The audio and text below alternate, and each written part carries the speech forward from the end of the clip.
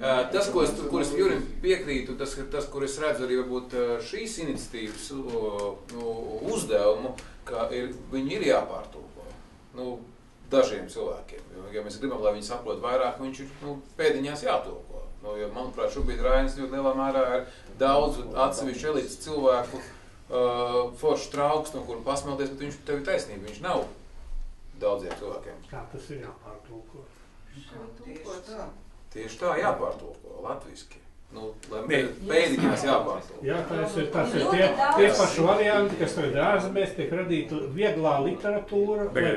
Redziet, sakiet, kāpēc jums atkal ir tikai divi varianti? Vai mēs pieņemam to, teiksim, sauksim Raini, vai atkal nav, tad viss pārējais uzreiz ir atkal kaut kāds...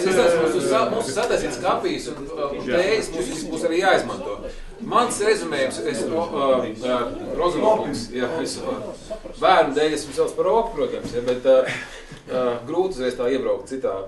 Nē, jo tas, ko tu tikko teici, īstenībā, tas ko tu nezināji, ko Filips mums teica, ka mums ir problēma ar to, ka mums ir tā identitāte, kas mūs vieno. Jo īstenībā tas, ko tu tagad pateici, tu jau arī tāpēc arī kļūst neērts, jo tu jau mēģini izlikt ārā to galveno ķeblīša, to stūtiem, kā viņi sauc, jo mūs jau šobrīd kas vieno?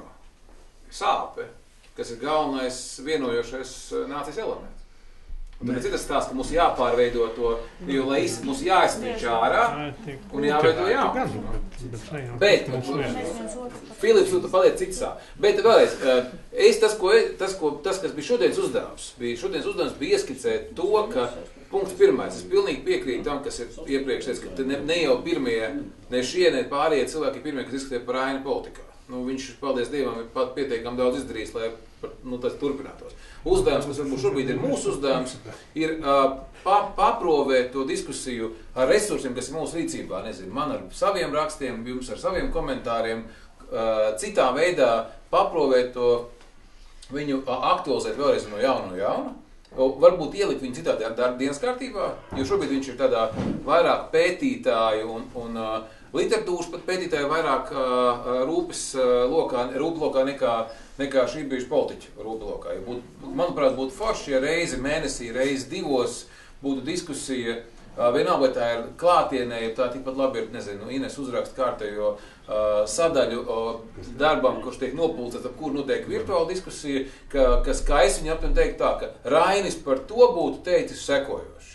Tipa, izglītības likums, latvieši, referendu, kas? Diezgan drosmīgi nostādīt. Tāds bija mans, es tā to saredzu.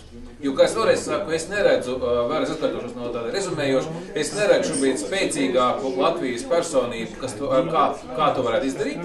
Un es arī piekrītu tam, ko jūs tikko teicāt, un tas ir tikko arī piemērs, jo mēs jau sākam diskutēt, ka Raina idejas ir neērtas un ļoti daudziem neērtas. Bet, manuprāt, tas, kas varētu būt labi šobrīd, ka Rainis ir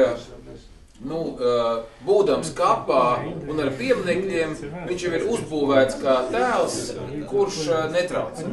Ka viņa neērtums ir, nav agresīvs. Ka pret viņu nebūs tāda vēršanās, kā tas būtu pret jebkuru dzīvo, kas būtu patiesi ko līdzīgi. Un es arī tam, kas man Igors tikko teica to stāstu. Jo tas var būt viens no stāstiem, ar ko būtu arī jāsāk, ja mēs runājam par Raini, tā skatā politikā, jo Petera diskusija bija baigi labāk, kurā viņš teica, ka vai Latvijā vispār ir kāda nepretrunīga personība. Vai vispār Latvijā varbūt, dzīvojot 20 gadus ilgāk nekā tur, starp posmu, vai vispār Latvijā ir iespējams nepretrunīga personība. Tas skatā, kas? Vai ir jābūt tādai? Vai ir jābūt, ja mēs jau vērtējam Rainu, viņš bija pretrunīgs. Kurš no mums latvieši nav pretrunīgs? Pacēj roku, es noteikti viņu nolaidu. Mēs nezinām, kad ir tā diskusija nākamā.